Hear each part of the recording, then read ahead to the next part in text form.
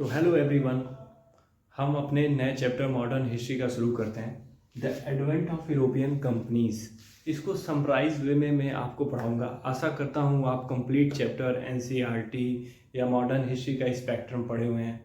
मैं एक as a summary आपको दूंगा। उसके बाद हम क्वेश्चन की प्रैक्टिस करेंगे, जम के क्वेश्चन की प्रैक्टिस करेंगे, जिससे हमारे आने वाले एग्जामों में क्वेश्चन को सॉल्व करने में आसानी। पढ़ तो हम सब लोग लेते हैं, मगर क्वेश्चन सॉल्व करना, उनकी ट्रिक को याद रखना, ये ज़्यादा नेसेसरी।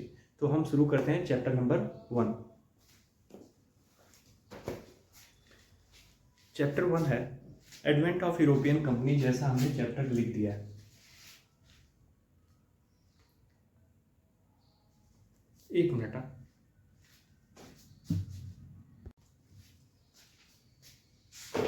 तो मैं रीड करता हूँ और रीड करने के बाद मैं आपको समझाते भी चलूँगा, ठीक।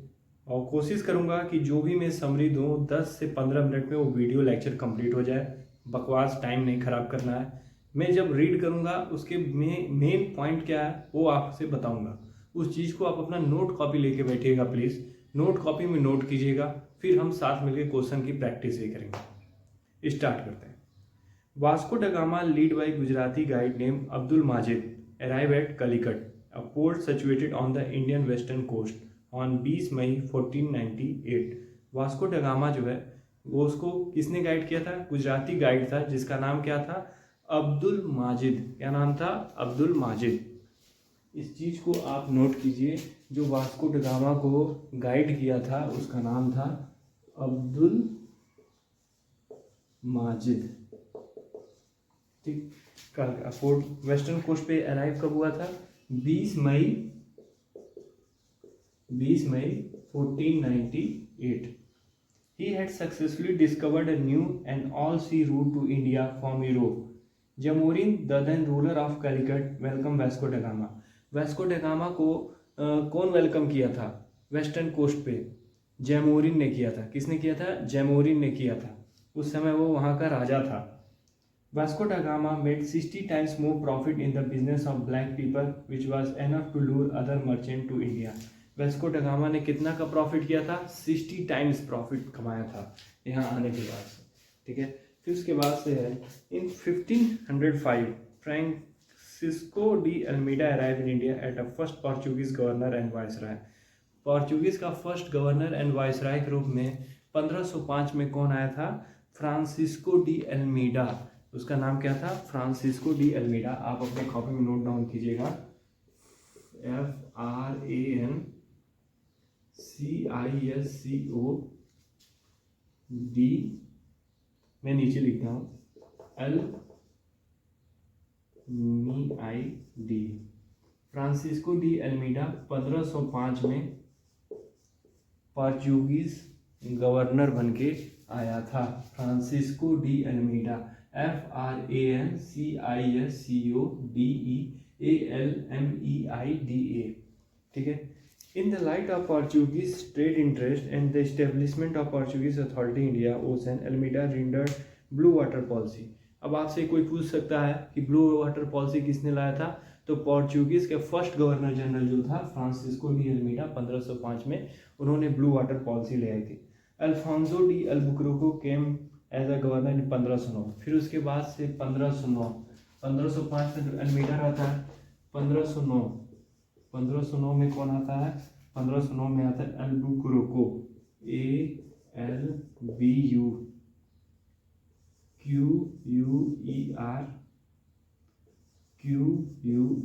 ठीक है। 1509 में अल्मीडा के बाद कौन आता है? Albuquerque came to as the governor in 1509 after Almeida in 1510 में ही snatch Goa from Yusuf Adil Shah. Albuquerque जब 1509 में आता है भाई, तो 1510 में वो गोवा स्नैच कर लेता है। किससे? वो स्नैच करता है यूसुफ आदिल शाह से। गोवा को किससे स्नैच करता है? यूसुफ आदिल शाह से, द रूलर ऑफ बीजापुर, जो बीजापुर का रूलर था, and establish his authority there. He is known as the real founder of Portuguese power India. अच्छा, अल्मीडा अल्बुकर्को, इसमें से real founder of Portuguese power India में कौन रहा? तो अल्बुकर्को था। 1509 में आया था गवर्नर जनरल बन के। ठीक है। Albuquerque in 1511 capture Malacca as a important south east Asian market and in 1515 capture Hormuz situated at the mouth of Persian Gulf. Albuquerque जो 1511 में मलक्का को कैप्चर कर लेता है, जो कहाँ पड़ता है, साउथ ईस्ट एशियन मार्केट में। और फिर 1505 में कैप्चर करता है हॉर्मुज को। 1505 में किसको कैप्चर करता है, हॉर्मुज को। हॉर्मुज को कैप्चर करता है, जो कहाँ है, at the mouth of Persian Gulf के माउथ पे सिचुएट करता है।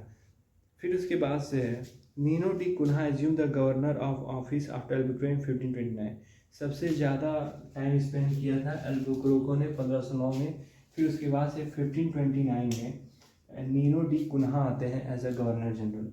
1529 में गवर्नर जनरल कौन आता है, Nuno da Cunha. Nuno da Cunha as a governor general आते हैं after Albuquerque and remain the governor till 1538 और 1538 तक रहते हैं as a governor general. Sea route to India was discovered by Portuguese traveller Vasco da Gama where Spanish traveller Columbus discovered the route of America. भारत तक आने का जो सी root रास्ता था उसको किसने कवर किया था, वास्को ड गामा ने। बल्कि अमेरिका को किसने कवर किया था, खोज निकाला था, उसका नाम था कोलंबस। वो कोलंबस एक स्पेनिश ट्रेवलर था, ठीक है। Captain Cook of Britain discovered route of Australia. Britain के कैप्टन कुक जो थे वो कहाँ का रूट निकाले थे, ऑस्ट्रेलिया का पता निकाले थे। फिर उसके बाद से and Tasman of Holland discovered Van Diemen's land currently Tasmania and New Zealand.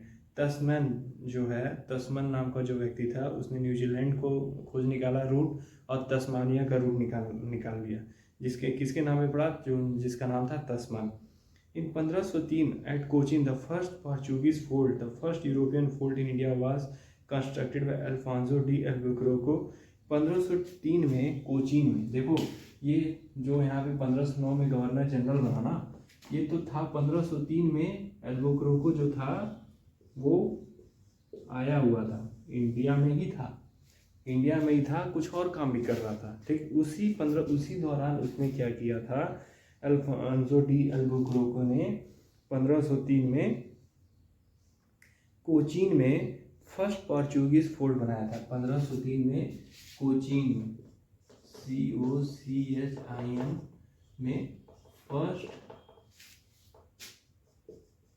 Portuguese fort बनाया था। किसने बनाया था, अल्बुक्रोको ने 1503 में कोचीन में फर्स्ट पोर्चुगीज फोर्ट को बनाया था, ठीक है। The sequence of arrival of European companies to India.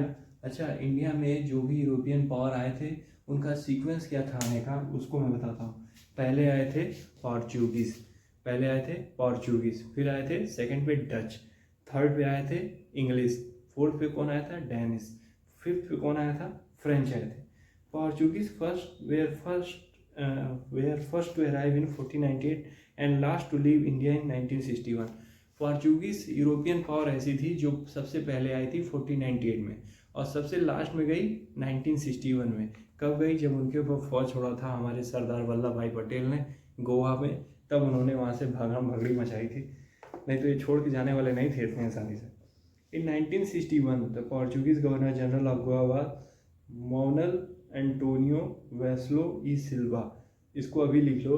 1961 में जब ये पोर्चुगीज अपना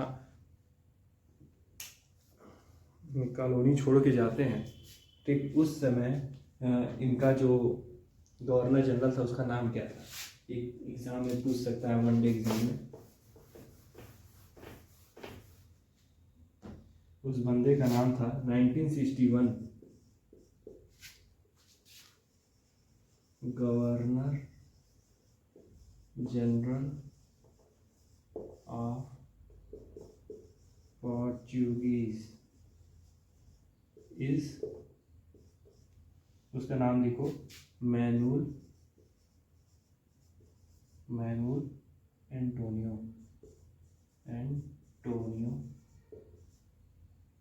वेसेलो ई सिल्वा। 1961 में पोर्चुगीज का जो गवर्नर जनरल था, जब पोर्चुगीज़ छोड़ के गई तो उस समय उनका गवर्नर जनरल कौन था जो इंडिया में था, उसका नाम था मैनुअल एंटोनियो वैसेलो ई सिल्वा। ठीक है, ई अलग है, किसी से अटैच नहीं है, ई सिल्वा, इस नाम को नोट डाउन कीजिए।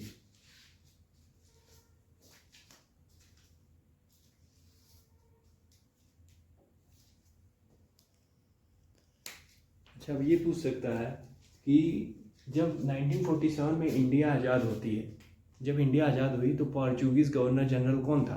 तो 1947 का नोट डाउन कीजिए। इन 1947 उस समय गवर्नर जनरल जो था पोर्चुगीज़ का जोस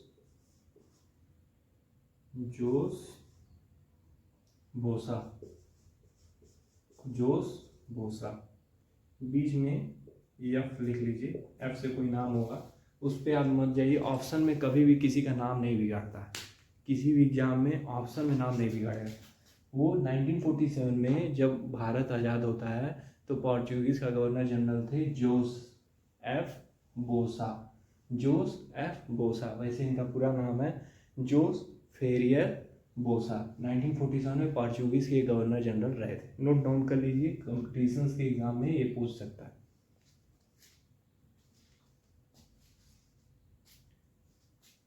Among all the European powers, अब मैं फिर रीड आउट करता हूँ। Among the all European powers, Portuguese were the first to establish sea trading center in India. Sea trading centre जो इंडिया में इस्टेब्लिश किया था, उसमें यूरोपियन कंट्री में फर्स्ट कंट्री कौन था? ये थी Portuguese. Portuguese in 1503 establish first factory at Cochin. 1503 में, मैंने यहाँ लिखवा दिया था, उसको मैं मिटा दिया हूँ। फर्स्ट फैक्ट्री जो नोट डाउन कर लिए थे आप, तभी बोर्ड में था। 1503 में था, कोचीन में था। किसने कराया था? एल्बुक्रोको ने। उस समय वो गवर्नर जनरल नहीं था, वो 1509 में गवर्नर जनरल बना, मगर वो फर्स्ट पोर्चुगीज फोल्ड में आने में मदद किया था। Where the second factory was establish Cannanore in 1505। Portuguese की फर्स्ट फैक्ट्री कहाँ स्टेब्लिश होती है? कोचीन में, 1503 में। नोट डाउन कीजिए, पोर्चुगीज की फर्स्ट फैक्ट्री कहाँ, नोट डाउन कीजिए, कॉपी में नोट डाउन कीजिएगा। पोर्चुगीज़ की फर्स्ट फैक्ट्री कहाँ होती है? कोचीन में स्टेब्लिश होती है। सेकंड फैक्ट्री कहाँ स्टेब्लिश होती है? 1505 में होती है। कहाँ पे होती है? ये होती है कन्नौर में। इन 1534, फिर मैं रीड आउट करता हूँ। In 1534 Portuguese successfully got the permission from ruler of Bengal Ghiyasuddin Mohammad Shah to open factory at Satgaon and Chittagong. 1534 के समय में पोर्चुगीज़ को परमिशन मिल जाती है। उनको परमिशन कौन देता है? इसको आप नोट डाउन कीजिएगा। उनको परमिशन देता है गियासुद्दीन मोहम्मद शाह ने परमिशन दिया कि आप सटगांव एरिया में और चटगांव में आप अपनी फैक्ट्री खोल सकते हैं। Hooghly was use as a base by Portuguese for plundering activity in Bay of Bengal. Bay of Bengal के पास हुगली जो जगह है, वहाँ पे इन्होंने खूब लूट मचा दी। वहाँ आने के बाद 1632 में, in 1632, Mughal king Shahjahan completely destroy all the establishment of Portuguese in Hooghly and imprison the thousands of Portuguese resident। 1632 के समय में मुगलिया शासक शाहजहां, उन्होंने क्या किया था? पोर्चुगीज़ के जितने भी बे ऑफ बंगाल की खाड़ी, वेस्ट बंगाल की तरफ जितना भी इन्होंने गंद मचा रखी थी, उसको ख़त्म किया और बहुत सारे एम्प्लॉयज़, पोर्चुगीज़ एम्प्लॉयज़ को किडनैप किया, उनको अपने तहखाने में डाल दिया।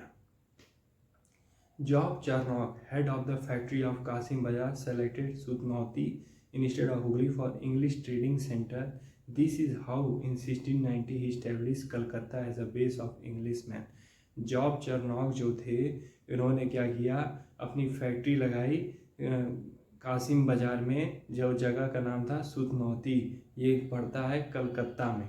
ठीक, हुगली की जगह पे जॉब चारनॉक ने अपना फैक्ट्री कहाँ लगाया था? इन्होंने कासिम बाजार में लगाया था, जगह सुतनौती जो पड़ता है कलकत्ता में। ठीक है, इन्होंने वहाँ पे अपना काम किया, इंग्लिश फैक्ट्री लगाई। याद रखिएगा, जॉब चारनॉक इंग्लिश मैन थे। Dutch were first to start a joint stock company India.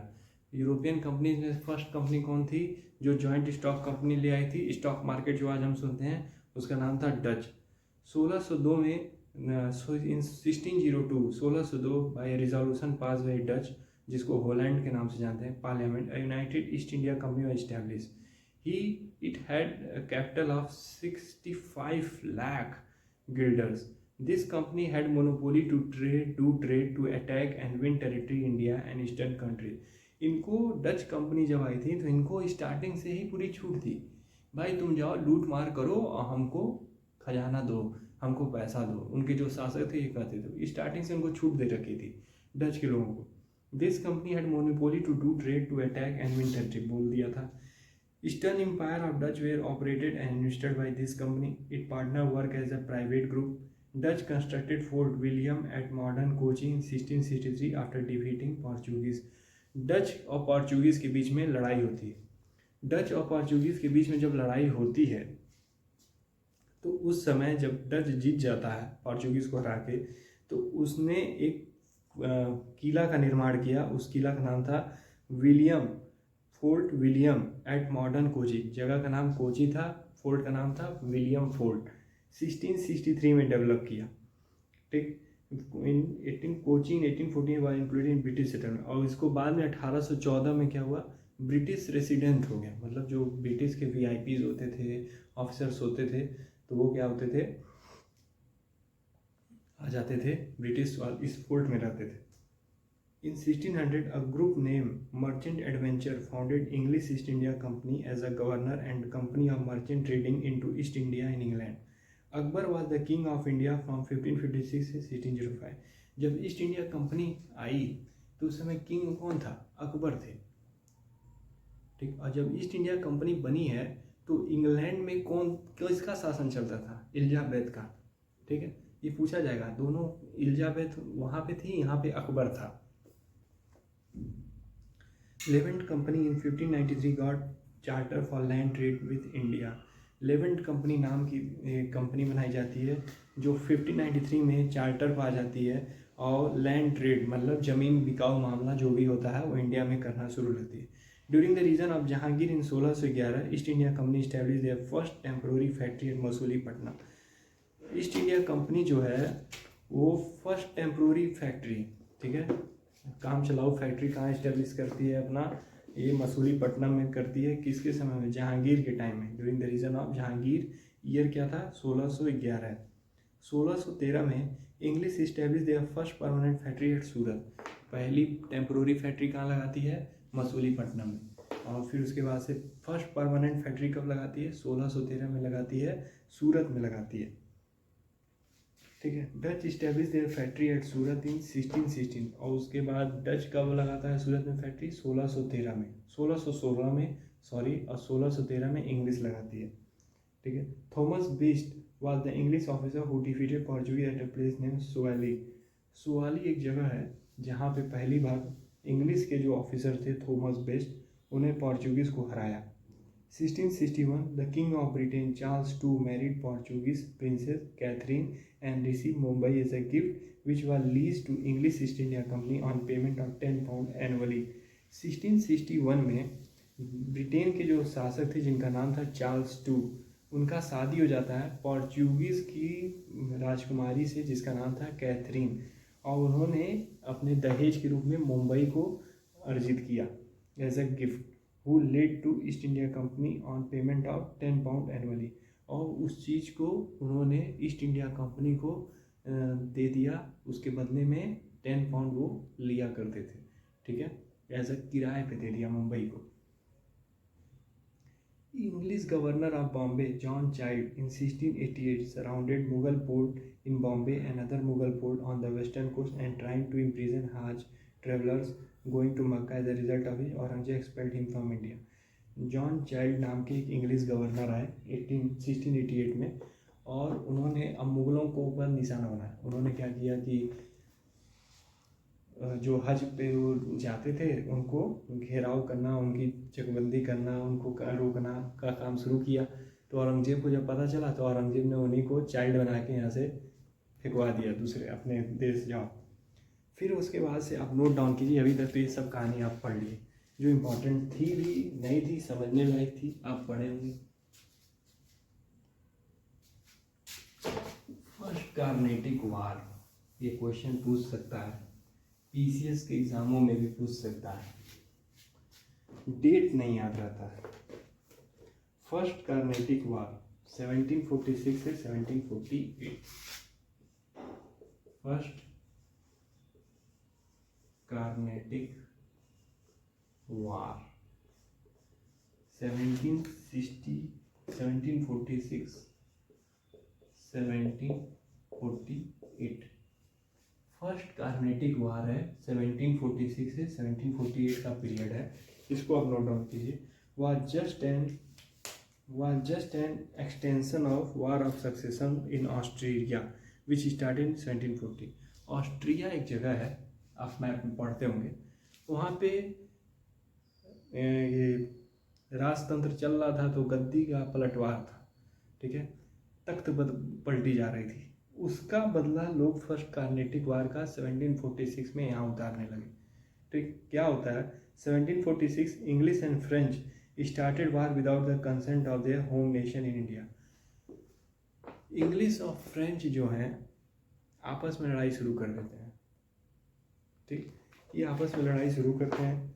English army under the leadership of captain Barnett seize French ship, जिससे क्या होता है, इंग्लिश के जो कैप्टन है कैप्टन बर्नेट, इन्होंने फ्रेंच की एक जहाज़ को सीज किया। This was the immediate reason for war, और बस यही एक रीज़न था लड़ाई छेड़ने का। During the first Carnatic war the nawab of Carnatic Anwaruddin sent an army of 10,000 man under the leadership of Mahfuz Khan to attack French. और इसका परिणाम क्या हुआ, कार्नेटिक के जो नवाब थे अनवरुद्दीन, इन्होंने क्या सेंड किया, 10,000 आर्मीज को सेंड किया। ठीक है, तो अनवरुद्दीन ने 10,000 सैनिक को भेजा under the leadership of Mahfuz Khan to attack French को अटैक करने के लिए। Under the leadership of captain Paradis the French defeated the force of Nawab at a place called Saint Thome. और फ्रेंच के जो कैप्टन थे, फ्रेंच कैप्टन पैराडाइज, उन्होंने नवाब को कहाँ हराया, एट द प्लेस सेंट थोम में, एट अद्यार रिवर। कौन सी रिवर थी वो, अद्यार रिवर थी। ठीक, with the end of the war in Europe the war in India ended too with the treaty of Aix-la-Chapelle 1748। Europe में लड़ाई जैसे ही ख़त्म होती है, इंडिया में भी लड़ाई ख़त्म हो जाती है। किस ट्रीटी के साथ, ट्रीटी ऑफ एक्स-ला-चैपल। ट्रीटी ऑफ, वो ढक्कन नहीं खुल रहा यार, ट्रीटी ऑफ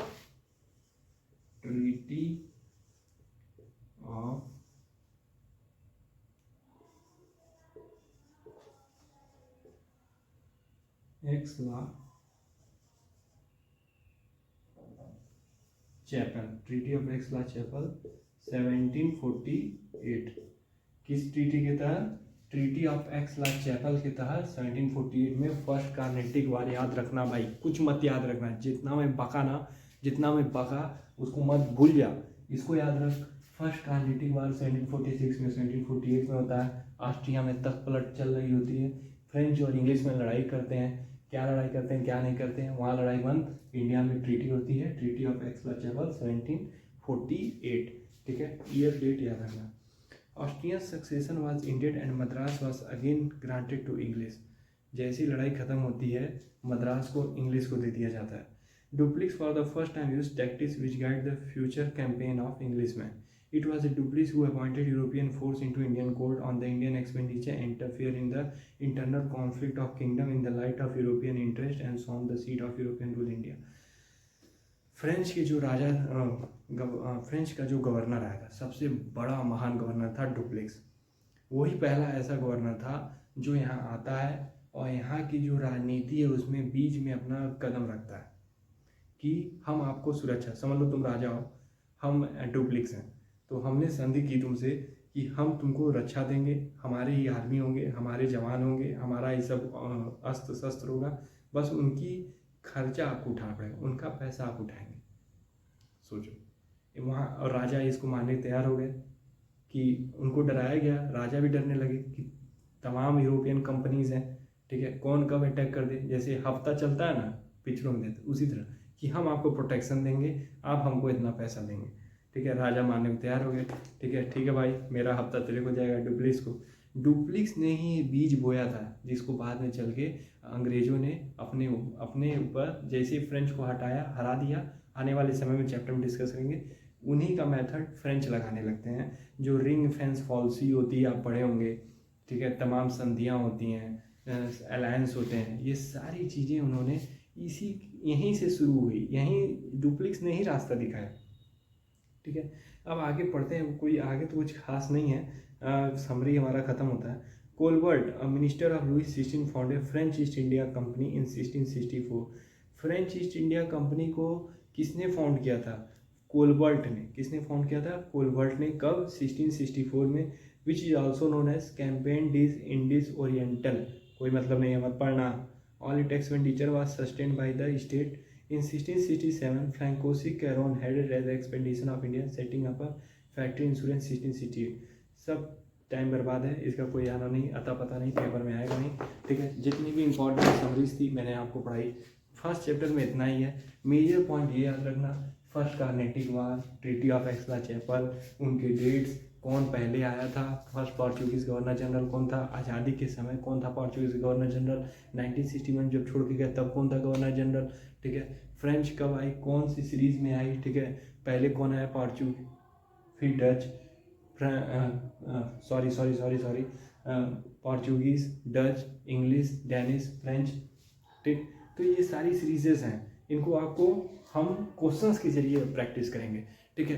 पढ़ तो सब कोई लेता है, क्वेश्चंस सबसे ज़्यादा जो लगाएगा उसी का कंपटीशन में चैप्टर क्लियर होगा, ठीक है। तो ये चैप्टर खत्म होता है। नेक्स्ट वीडियो में हम क्वेश्चन साथ मिलकर सॉल्व करेंगे। वीडियो हमारी अच्छी लगे तो लाइक कीजिए, सब्सक्राइब कीजिए और भी लोगों तक शेयर कीजिए। आप ही लोग हो जो सपोर्ट करोगे, आप ही लोग के थ्रू ज़्यादा तक रीच पहुँचेगी, ठीक है। Thank you very much.